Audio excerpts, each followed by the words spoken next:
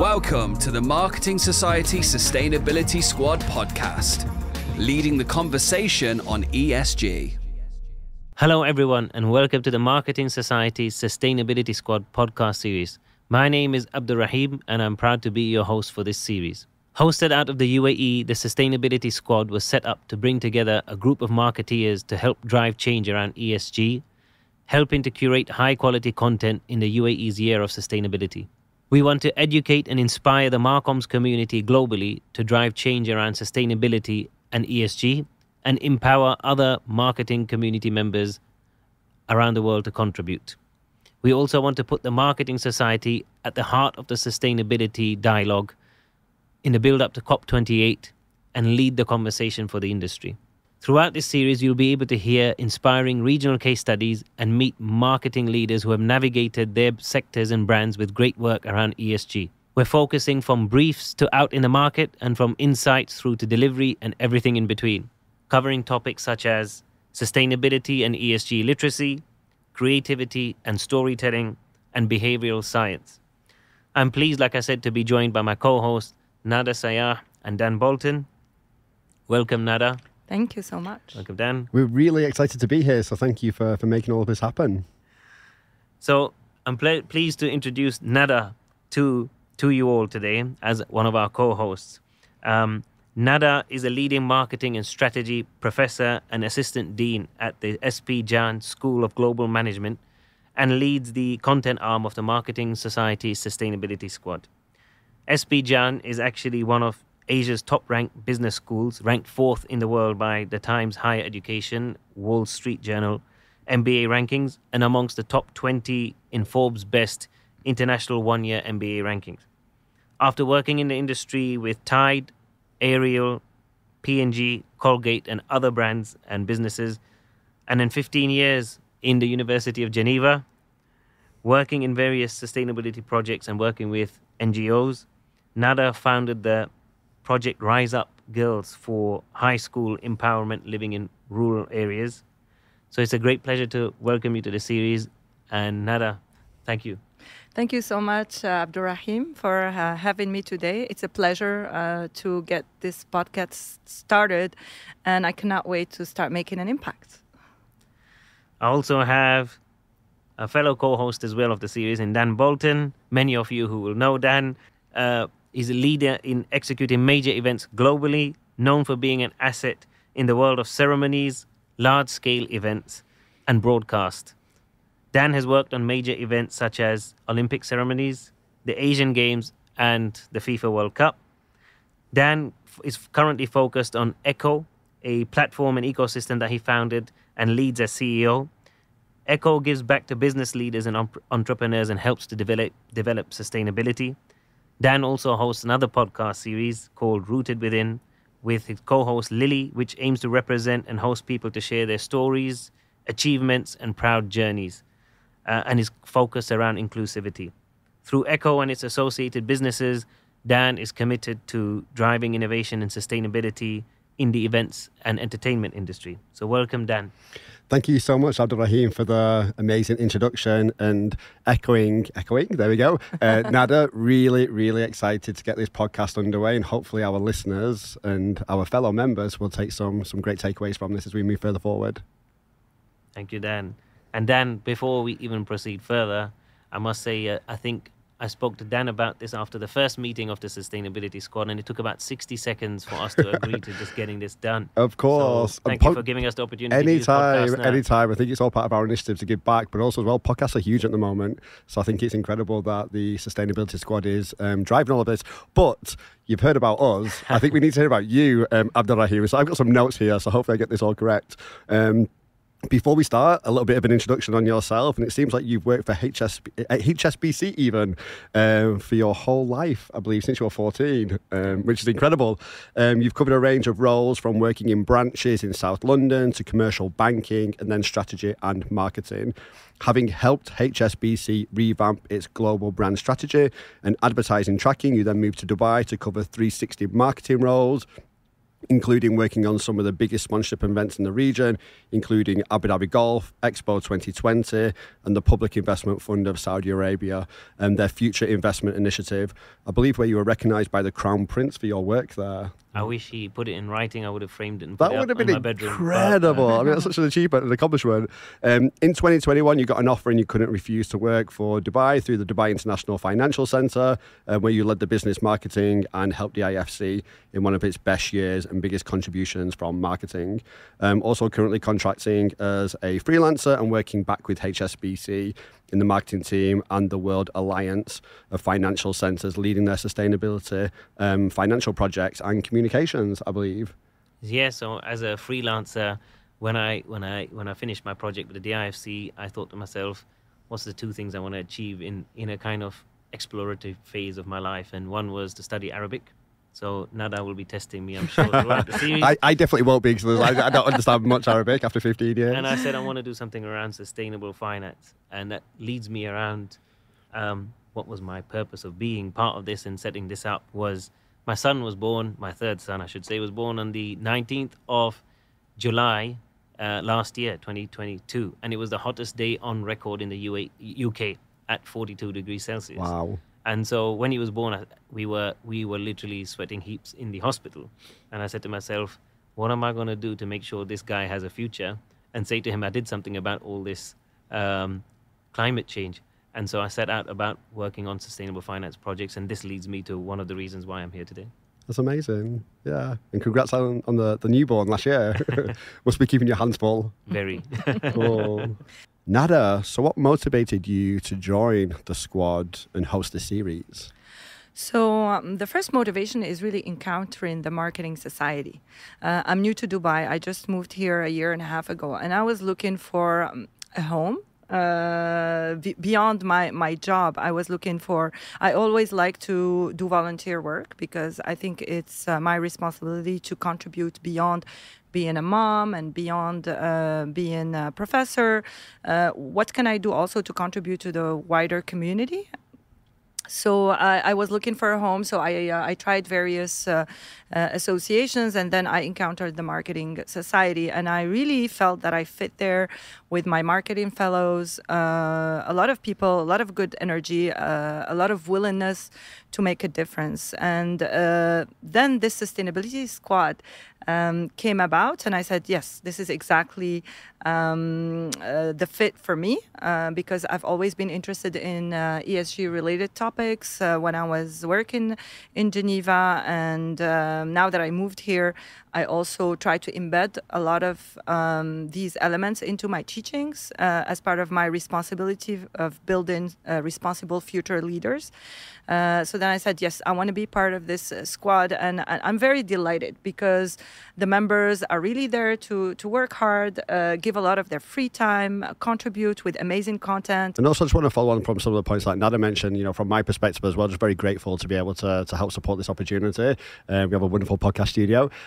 So really looking at how we can support the Marketing Society and the Sustainability Squad in particular in terms of amplifying that messaging that we're all working so hard behind the scenes to achieve. You mentioned about the incredible members. I've been fortunate to be on some of the calls, and we have a team of very dedicated event professionals that are really looking at contributing towards improving this agenda and really looking at how we can get that message out to the members. So anything we can do, we're very, very grateful. So that's why I'm here, just to help support you guys as much as possible and be part of the conversation. So, Nada, before I get into today's topic about ESG and marketing and a kind of free-fall dialogue between us three in our experiences within marketing and around sustainability principles within it, I wanted you to tell our audiences a little bit more about the Sustainability Squad, who we are, what the squad does, and the kind of where it's born from and what we're trying to achieve. So it's just a group of volunteers. Nobody's paid to do this. Everybody's doing this on top of their jobs, on top of their busy schedule. Marketing experts who are really passionate about sustainability and who want to do something, but have so many questions. Because the truth is that when you look at sustainability, it's often confined within the role of a sustainability officer. And from a marketing perspective, we have a lot of marketers that want to come together and say, at my level, what can I do? Please show me all the options, show me all the possibilities, and show me how can I make an impact. And let's come together and do that. So I think that's the heart of what we do at the Sustainability Squad, and we are operating at several levels. So I am in charge of the contact leg, but we also have a training leg and an events leg. So we really want to impact the members of the marketing society, but we also want to contribute at the community level into bringing awareness. Because what happened when we met the first time, we found out that the main challenge was an awareness challenge. Mm-hmm. Most of the people, when they're talking about sustainability or ESG, they go climate net zero. Yeah. And there's a whole social angle that is social sustainability that's there, that's important, and that we can impact as well, that we should be paying attention to. So me coming from Geneva, for me, the SDGs was something that everybody was aware of because the UN was right next door. But then coming here, one of the things that was surprising is how much people, when they talk about sustainability, go immediately into climate and are not aware of the whole spectrum of the SDGs. So one of the key actions that the Sustainability Squad will be doing is happening at the level of awareness and education before we move to impact. And I know that I'm part of the events team, so we're really excited at some point of how we can take lots of this great content and the key messaging behind everything that we're trying to do in the initiatives and turn them into some really interesting events and how we can engage with members and the wider community in general. So very excited about how we can move that further forward. And Dan, as you said that, what are the biggest considerations in your opinion, and I'll come to you, Nada, in a second, for marketeers when it comes to ESG? Ooh, that's a very good question. I have to be very transparent. Like, my background's not marketing, so I come from the world of live events and entertainment. Just echoing that awareness, I think there's a massive misconception around sustainability. I think people gravitate quite quickly towards the environmental side. And for me, what I'm really passionate about and where I want to contribute most is around like the more human-centric side, that social side and economic side, and how we can look at how we can really empower people to be making more informed choices moving further forward. I guess that's the role of marketeers, isn't it? Is to get that messaging out and to kind of influence behavior in a way, or buying or messaging. So for me, I guess that's what I'm really excited to see, and to see the marketing society help support with. From an events perspective as well, have you seen a shift from your 15 years here? People would have just been like getting things done without much consideration towards sourcing sustainability or activations is a big part of what we do. I mean, it's multiple folds. So in the 15 years that I've been here, there's definitely a massive shift. And I don't know if it's just a massive shift now because the UAE is hosting COP. I think what this country does very well, and you alluded it to in the introduction or in previous conversations, is we adapt to things quite quickly here. This is the year of sustainability. It's mandated by the government. So I think many people are now jumping onto the journey in terms of becoming more sustainable. I think what we as an events industry have to be mindful of is, we have to really make sure that we are being truly sustainable. It's not just a box ticking exercise in order to showcase to our potential clients or partners that we're acting sustainably. We actually have to deliver upon it. We work in the events industry, probably one of the most wasteful industries known to many people around here. When it comes to the world of events and exhibitions, we throw away so much stuff. We're constantly producing from scratch. So I know personally that, the wastage is massive. And then when you look at catering, food wastage, that's another one. Travel, we can often be flying people from all over the world just to come to events or to host events here. So I think there's definitely lots of things that the events industry now is looking at to either offset it, to look at how we can make it better, because we won't eradicate it completely, but also looking at how we can do things differently, how we can reuse things even more, how we can make more informed choices. And also as well, when it comes to the kind of economic side, there was for a long time, the events industry was imported from overseas into the UAE. So there was lots of international companies that would come here, would deliver a job here, would be paid locally, but would then take that money out of the economy. I think what we're seeing now is a greater support in local businesses, local entrepreneurship, local agencies. And we're seeing now that the economics is more sustainable within country. So it's definitely changing. I think this year will be very interesting as we head towards Q4 with COP. There's a lot of people with that as like an end goal. I just hope that after COP, we maintain the momentum, and it's not just a singular event, that this has to be something which is tangible for the future. I think you hit the question. You nailed it, to be honest. Oh, there we go. It's almost like I've done this before.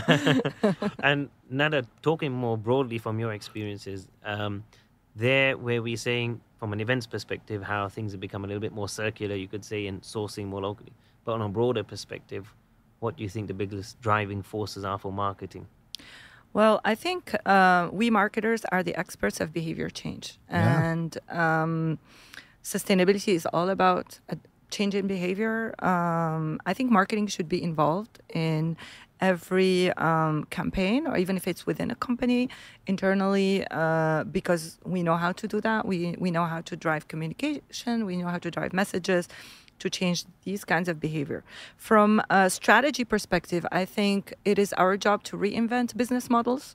I'm thinking about a lot of companies who invented circular economy, sharing economy, driving minimalistic behaviors with a new value proposition. This is something we can do. I'm thinking about the likes of Ubers. I'm thinking about the likes of Patagonia in the fashion industry,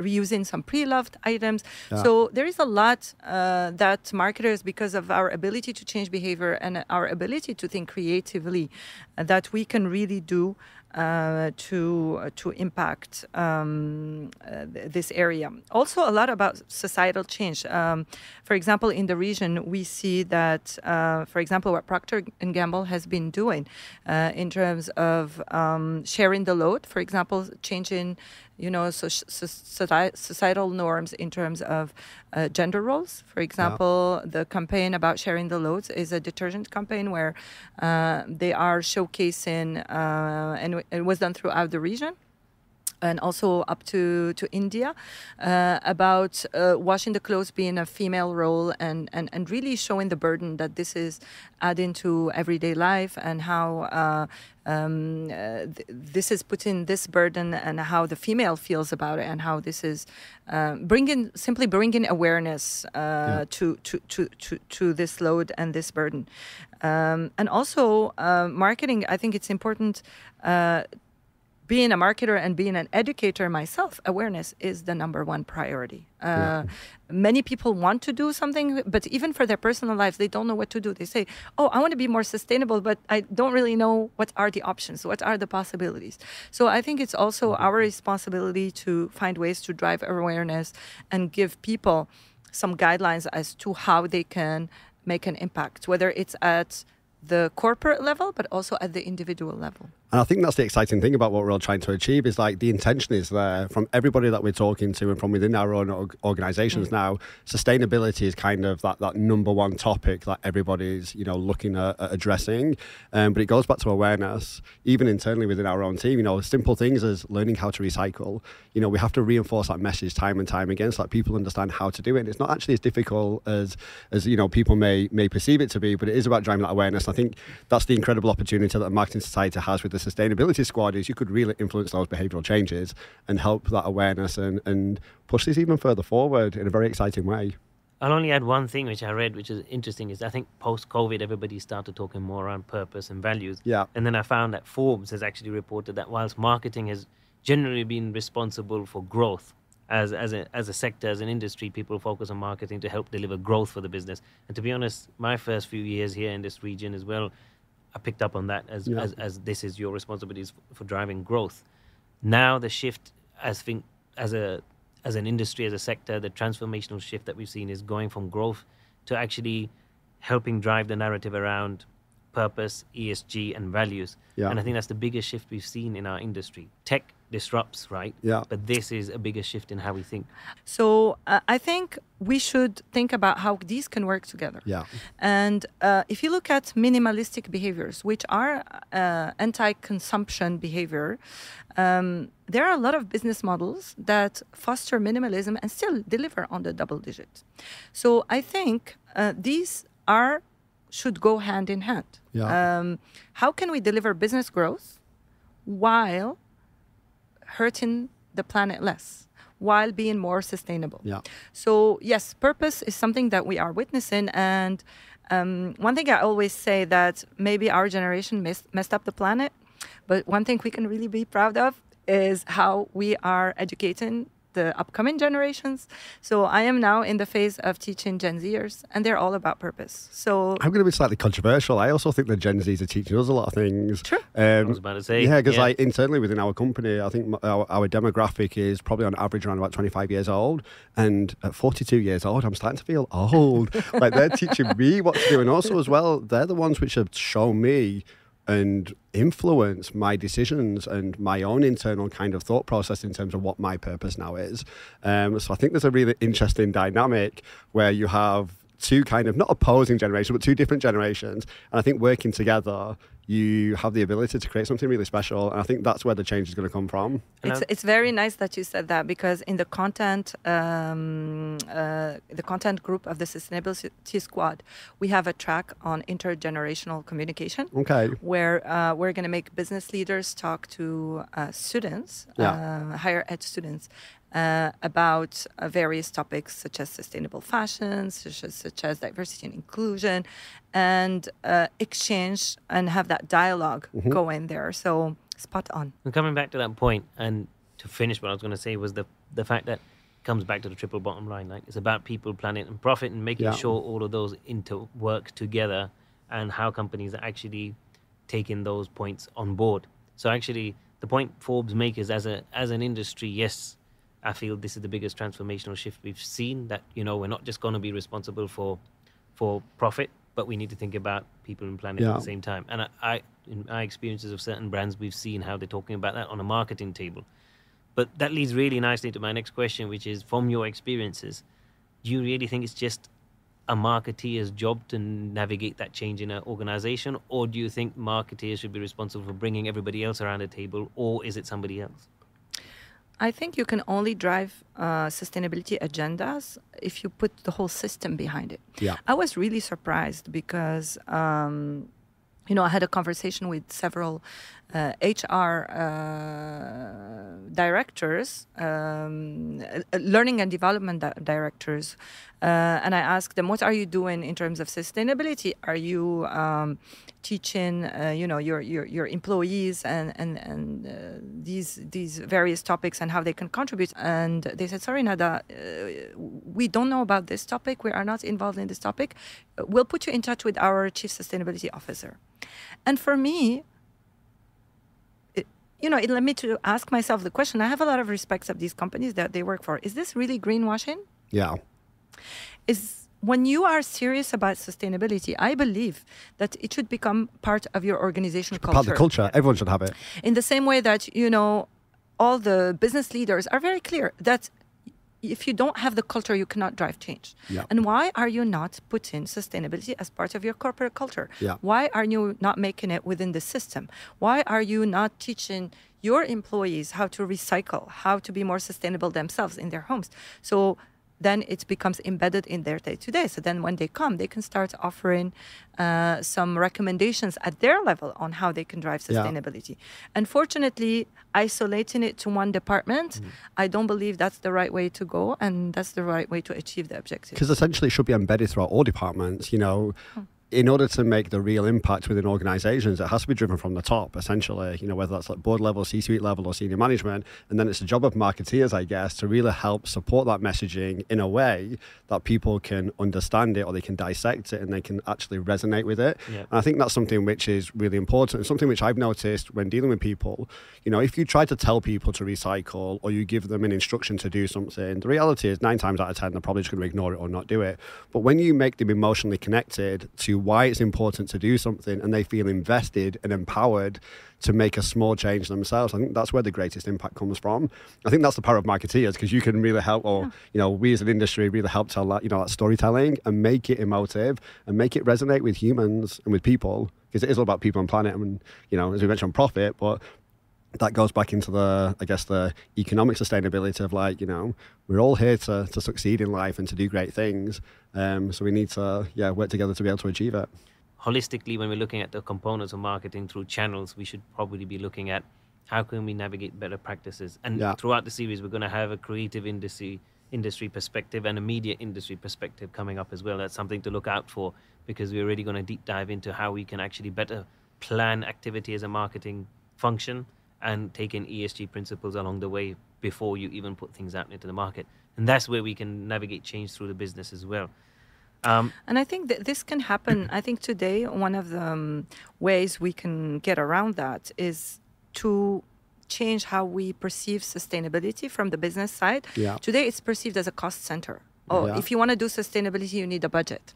Yeah. But then if we turn it around and start seeing how can we produce value, reduce costs through sustainability, maybe the giveaways, give them as NFTs or give them as, some digital assets, things like this, where we see sustainability as a business value adding and embedding it in the KPIs of employees, that every employee should have a KPI around sustainability at their level. This is how you're going to create the system and the organizational culture that will drive the results. And from a business point of view, when you talk about sustainability, people always think, oh, that's really expensive. But actually, when you go down to it, and this is something which we're doing with our clients, it's like, they often build structures. For example, you have multiple clients that are having an exhibition and they will go out to tender repeatedly throughout the year for the same product, essentially. Why don't you build something which is much more sustainable? It's more long-term. Yes, it might cost you a little bit more in the beginning, but build it modular, build it so you can use it time and time again, and think a bit more long-term rather than short-term. And I think if we can start to influence those type of behaviors as well, like from my industry, from the events industry, that's where we'll start to see impact, because it's such a kind of throwaway, wasteful type of industry. And there is going to have to be some real significant behavioral shifts and different ways of thinking in order to achieve it moving further forward. Here's another one that I found, and it leads exactly to this point. Okay. Deloitte, actually, in 2020, their Global Marketing Trends report actually said purpose-driven companies experience higher market share gains and grow 3 times faster on average than their competitors, whilst also increasing workforce and customer satisfaction. So it goes back to your point. It has to be ingrained across the organization, across all functions. Yeah. And it shouldn't be, this is just another activity we need to do for a period of time, because we're talking about it in the UAE for 1 year. It needs to be ingrained in the organization from point A to point Z. And I think that's the only way you're going to able to hit your strategy around ESG, but make that difference. And that's the whole purpose of this podcast, is to make those change makers come to light from the region, who can show how they've taken work around marketing, around better ESG practices, and give them a spotlight to shine, but also help them share their stories to see how marketeers can take their experiences to navigate change within their own organizations. So I agree. One other message that I'd like to share with our viewers as well is that basically that many people are navigating this change. So it's not going to be linear from one step to the 10th step or whatever it may be.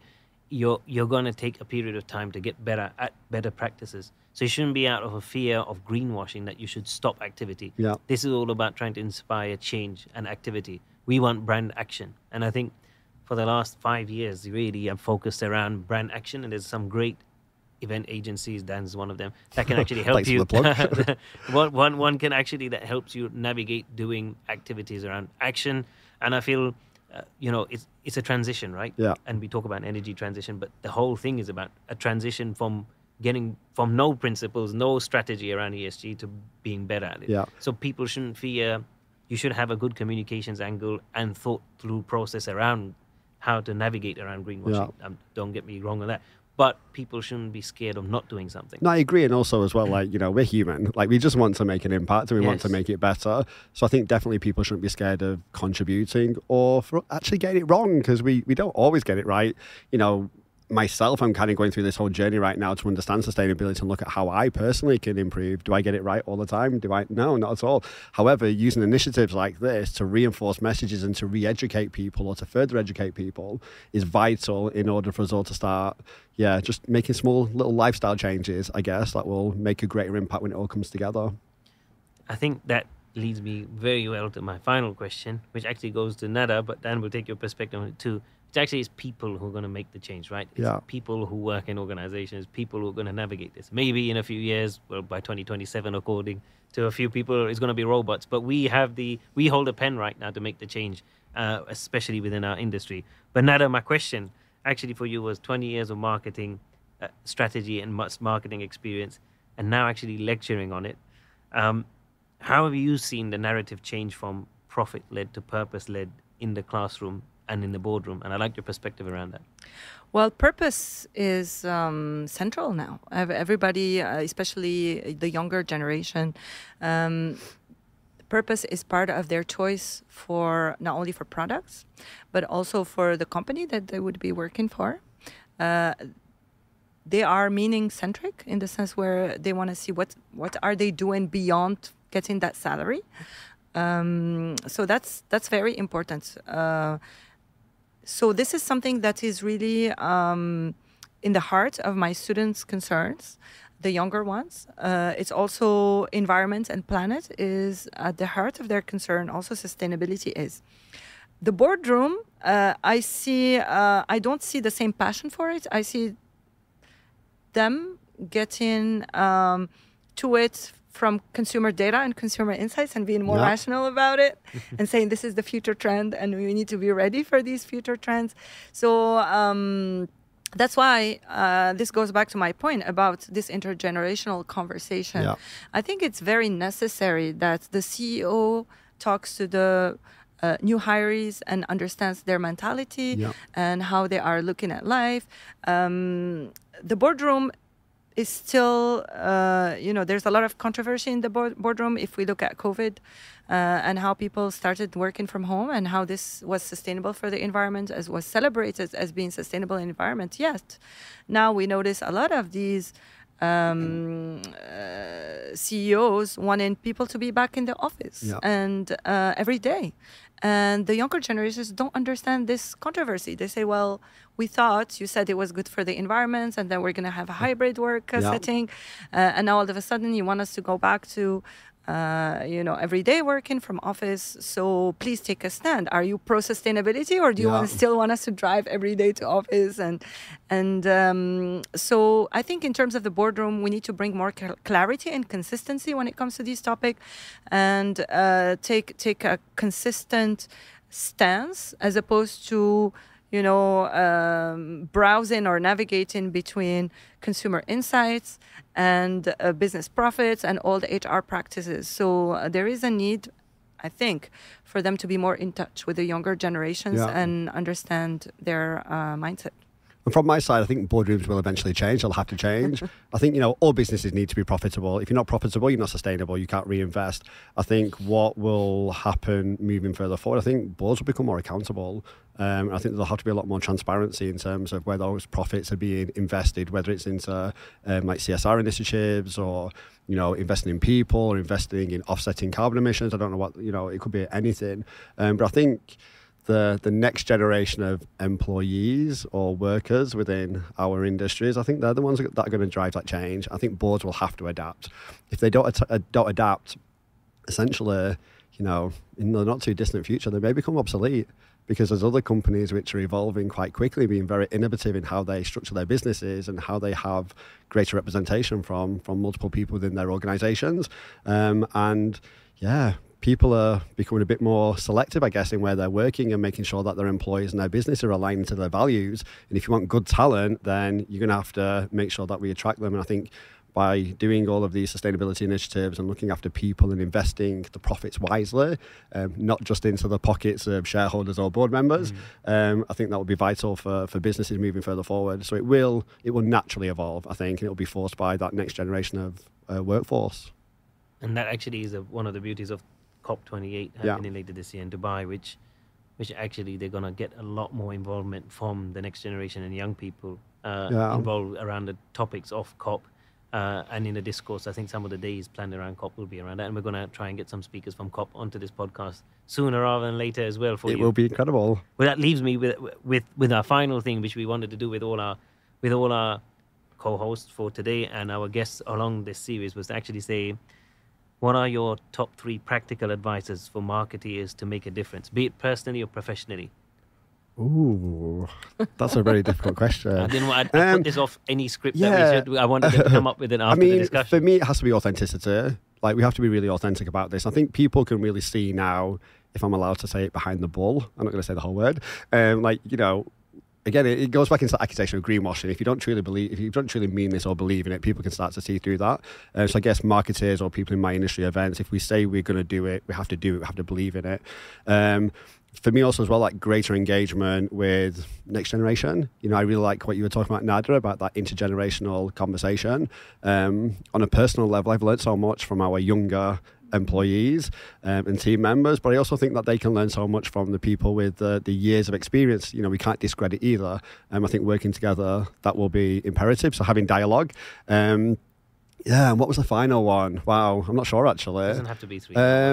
But again, just, you know, that awareness really, and just, you know, reinforcing the message, getting out there. For me, things around sustainability, you know, it's emotional. It has to be emotionally connected. Otherwise, you know, people don't necessarily resonate with it, or they don't believe in it, or they don't buy into it. So if you can tell that emotional storytelling and make people understand, why sustainability should be important to them or their children or that next generation, I think that's where you're going to capture them, and that's how you're going to get them on board with the movement that I guess everyone's trying to create. So from your perspective, from Dan's perspective, it's awareness, inclusivity of the younger generation into dialogues, that reverse mentoring kind of thing that we've explored today, and then driving that positive impact through your own passion to make it happen. Yeah, there you go. You summarized it really nice. Thank you. Nada? So for me, start at home. I believe you should always look in the mirror whenever you want to advocate for something and start making little changes at home and driving that change of culture at home, because we are shaped by the 5 people that are next to us in our close environment. And if these people are on a day-to-day basis acting towards a more sustainable environment, that's going to get you to sustain also your actions. So start at home. The second one, I believe, is start. Yeah. Don't wait for the perfect initiative. Like what we said before, don't be scared to be accused of greenwashing or not being perfect. My experience is that when you do baby steps, but consistently throughout time, you're going to look back after 1 year and you're going to be like, wow, I have accomplished so much. But don't think too much forward about the big things you will achieve. Think about the small things you will achieve and let it grow as you are achieving more baby steps. And the third thing is join the sustainability squad. Yes. Nice. Because I believe that when you are with like-minded people that are aiming for the same thing, then you can achieve more. And this podcast wouldn't have happened if we didn't come together. Yeah, agree. So join a group of like-minded people that have the same values and the same purpose. And this will also motivate you and keep you on your toes for achieving more. Without trying to sing, so for you, your 3 were Let It Grow. I'm not going to try and sing that. I've heard that before somewhere. The Disney movie. Let it grow. Yes. Start somewhere and join the squad. Yes. I mean, I don't know how I'm going to beat that one. Yeah, I don't know. Go on, yours, quick. For me, it's very quickly, I'd probably say at the top of my mind, the things that came to me were around, taking that initial step is very important. I think as marketeers, particularly, we can influence and drive that, speak up and say something about it. Clue yourself up around how you as an organization, as a brand, can influence that change. And I think live between hope and fear, because we probably had a bit of fear for the last few years, and there's still a lot more fear to come. But there's hope, but you need to be that person who can make that hope come out, that there will be a better future for us as a human race, effectively. So there's a lot of fear, but unless you get clued up about what those things are, you're not going to be able to do something about it unless you get out of bed and do it. So like I said, I think you summarized it nicely to end with join the squad. There we go. So that's all we've got time for today. I think we've slightly overrun, but thank you very much to Dakshi and the team for letting us go over. I really want to thank Nada for joining us today and making this happen, and sharing some really interesting insights and actions for us to take. And Dan, once again, thank you for letting us do this in your studio, and your insights today have been really remarkable for us to think about. And you nearly got me singing as well, which would never happen in public. And also thank you to you for making all this happen. Yes, and thank you. For being in the driving seat for the last few weeks. I'm looking forward to many more episodes to come. Likewise. Pleasure, and I'll only be possible with people like you contributing to it. So thank you very much. Please feel free to carry on this dialogue and conversation on social media. Let us know what you thought of this episode and other things that you may want to get to know of from this series, and any other speakers who want to be part of it. We have a good lineup, I promise you. So thank you very much for joining us today. Join us at the next episode where we will hear from another leading marketing expert around marketing and ESG. As promised, we're going to hear from the creative industry, from the media industry, and others. That's all we've got time for today. Thank you very much, and see you next time. See you next time. Thank you.